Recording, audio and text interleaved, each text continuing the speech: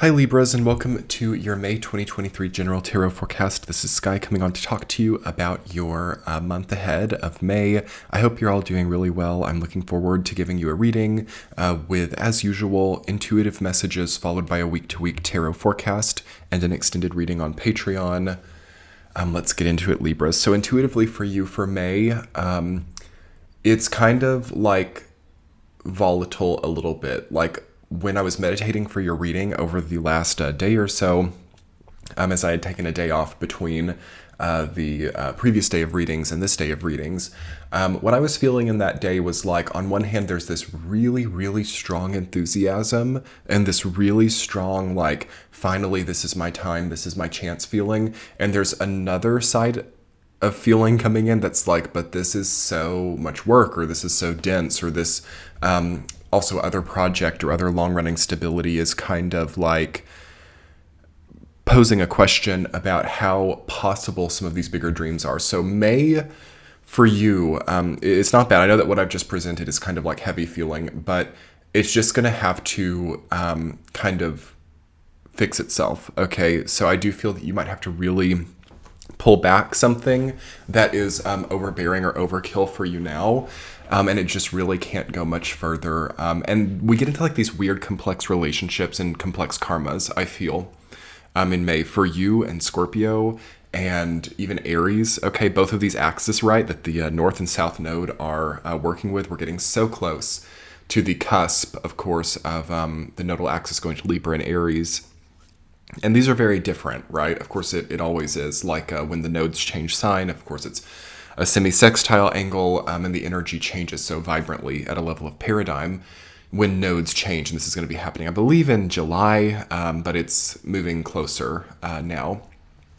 And it's kind of creating this dynamic that I was just talking about, where it's like, oh, I'm so enthusiastic about what's coming on, but I'm also like a little bit afraid to change. Or I'm a little bit worried about letting go of what used to work once upon a time. So I want you guys maybe in May to really think about the deep truth of what you're involved in.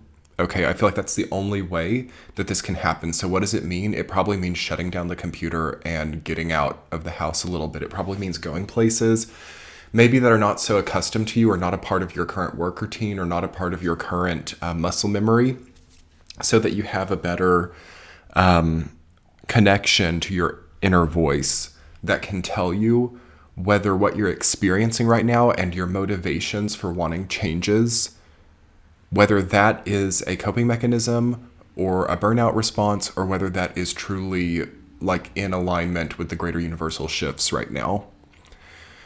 That's pretty much the main mission, I feel, for Libra in a nutshell. I'm sure there are some outliers who maybe aren't going through this kind of thing, in which case I also feel intuitively for Libra that you have a lot of luck on your side right now, and you also have a lot of adaptability capacity. Okay, the Six of Swords, the Nine of Cups, the Hermit, the Magician, the Four of Cups, King of Swords, Knight of Cups, everything except for the Hanged Man is very oriented towards movement, toward change, and toward doing well with taking a bit of a chance. Now, the Hanged Man energy kind of comes in and is a counterforce to this, and it's like, but I just want stability, or I just want the same old, same old. And I just want you guys to maybe do a little bit of a survey this month about how the same old is really feeling, and what you plan to do in that kind of space. For some Libras, it's right, okay, to like maintain the same situation so that you can truly embark the healing journey you've needed. Though there are some Libras who are super ahead of the wave here and are already healed up enough, or already well enough to not necessarily need that repetitive stability unless it feels like it's a part of the greater motivation for them now. So it's kind of a little bit of a crossroads energy here, but it's more than just crossroads. It's more like devotions and what our time and energy goes to, and measuring or being able to understand whether that resonates with who we are now. Is this a dream of a past version of the self? Or is this current? Can this be adapted or updated? I think those are really great things to consider this month, rather than having like a complete like hot or cold polarized response. Maybe we can find compromises. And I do feel that there are some Libras and Scorpios and Aries and Taurus, again, these cusps, it's like really kind of starting to bleed together with the nodes moving so close where compromise is the only option, okay? Unless you want a major test of like universal support and you want to call in one of those like once or twice in a lifetime kind of miracle energies to basically like support you while you have like a year or two long transitional period. That's another possibility. And I just don't really think that that's necessary right now either. I feel like there's going to be times in the future where that's more important. And it's all dependent on how, I suppose, like rational or well you feel in your current day to day. Like if you're in like an emergency situation, of course, or if you're in some kind of like situation that needs some type of miraculous intervention, maybe that's right. But if it's kind of like all a result of your own choices or all a result of your own basically like unwillingness to adapt or unwillingness to upgrade to easier, better formats, I don't think that you need to call in the miracle card for that. I think that you need to figure this out yourself, okay? And I'm going to be telling this to a lot of the other signs this month too. This is not like it's a little bit of a tough love thing, but I'm feeling this like kind of existential divinity crisis that people are in right now where they're like, it's all so bad, it's all so dreary, it's all so dense. Why me? Why am I the one who has to go through this? And it's really not that hard to actually make it very fortunate. But there's like a knot in this subtle adjustment demand. Okay, there's like there's a need for like a very subtle adjustment, not necessarily for a huge, grand, miraculous adjustment. Again, this is a general message. It's different. Some people need, of course, major changes. But the majority of people really don't need a major overhaul. They need slight switches, and they need to be different in the environments they currently are in, and they don't need to over-associate the environment or the location with who they are and their own basically like constructs and dynamics as a person. That's big, Libra. Let's expound on that a little bit for you. Okay, so a lot of Libras kind of feeling like, once I move, I'm going to be better. Once I get that new car, I'm going to be better. Once I get these new things I've always wanted, I'm going to finally be better. Once I get a house in a better neighborhood, I'm going to be better. Once I finally get off the grid, I'm going to be better. No, this very specific part of the nodal cycle that we're in really reminds us that we take ourselves with us, okay? And where I think really where the real karmic development is here, where the real meaty like spiritual growth is here, is maybe actually maintaining a certain space and showing yourself that you actually have the capacity to heal or change without relying on grandiose like locational shifts or grandiose like partnership changes, grandiose career changes, industry changes. That's a lot of the folly of this current cycle we've been in since about 2020. It's like needing that grandiose external shift to motivate us, or almost like wish on a shining star that like maybe if something really grandiose happens, we might just like be like shocked into action, or it might like trigger us to like get our lives together. Okay, we need to have it from inside. And that's the most important thing, Libra. And this would be, I need to remember this reading and talk about this in a general message, because you've actually helped me really channel through some important information for the collective. And I think it's because the South Node is getting so close to your sign that we're starting to get these really deep, important messages coming through the Libra archetype and sign. So anyway, let's talk about your week to week. Week number 1, the 4 of Cups rooted down by the Hermit. Incredible spiritual progress. You see, this is what I'm talking about, like doing it inside. Not needing that grandiose external thing, not needing all that money, not needing all that excess waste and loss, okay, at the end of the day, to get you to figure out who you are, what you want, and how to move forward. It's already there, okay? That's what, like, I'm serious, like 99.999% of the Libras who are listening to this reading, you need to know it's already there.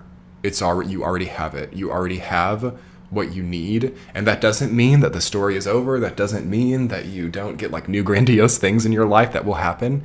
But you have to really dissociate the grandiosity from the feeling of internal wholesomeness. Okay. And the first week is going to be what that's all about. And this can come through like humbling experiences. I'm knowing a lot of Libras, Scorpios, Aries, and Tauruses right now. Again, these axes, who are having to do something really hard, like, for example, cleaning out a deceased loved one's house or something.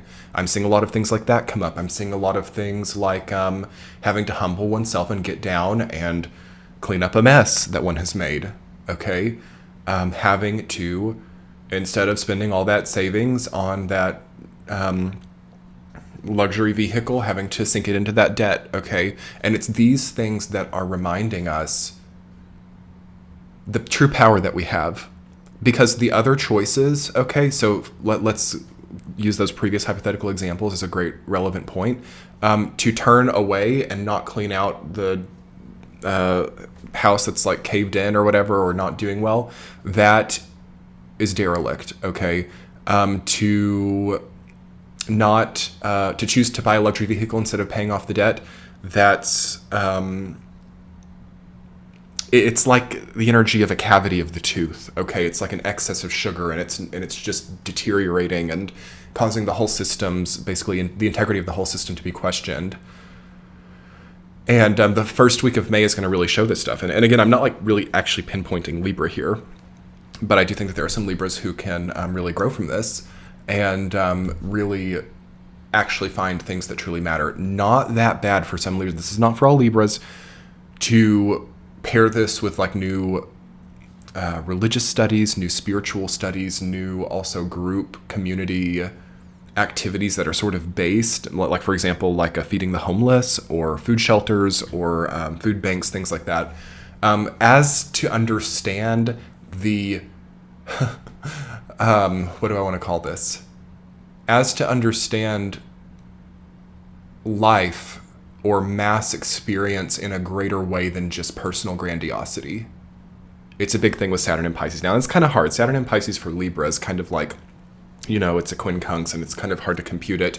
But I definitely see some Libras like getting really caught up in like their own numbers, their own games, their own, you know, personality constructs. And then it kind of like gets bad for the teeth or something, or like the cavity, or it's so, it's too much concentration of some kind of like artificial taste, okay? And you're overcoming that here in May. Week 2, the Knight of Cups, rooted down by the Hanged Man. Okay, it's sort of similar to that first week energy. Actually, it's very similar.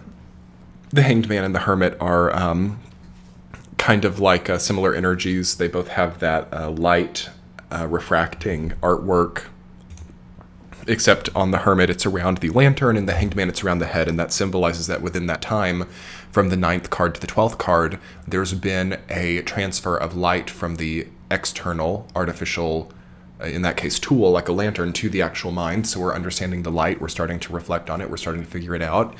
And Knight of Cups is like also keeping a secret, or kind of keeping things like under wraps, or some of you, totally different message.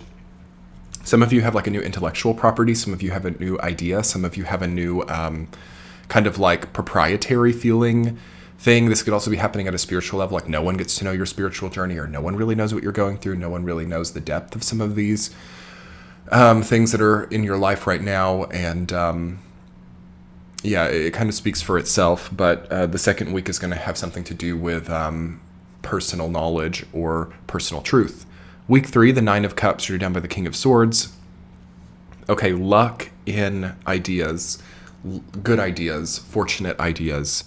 Through all of this self-study, you learn a lot about how to move forward, and you can also like open up a previously locked door.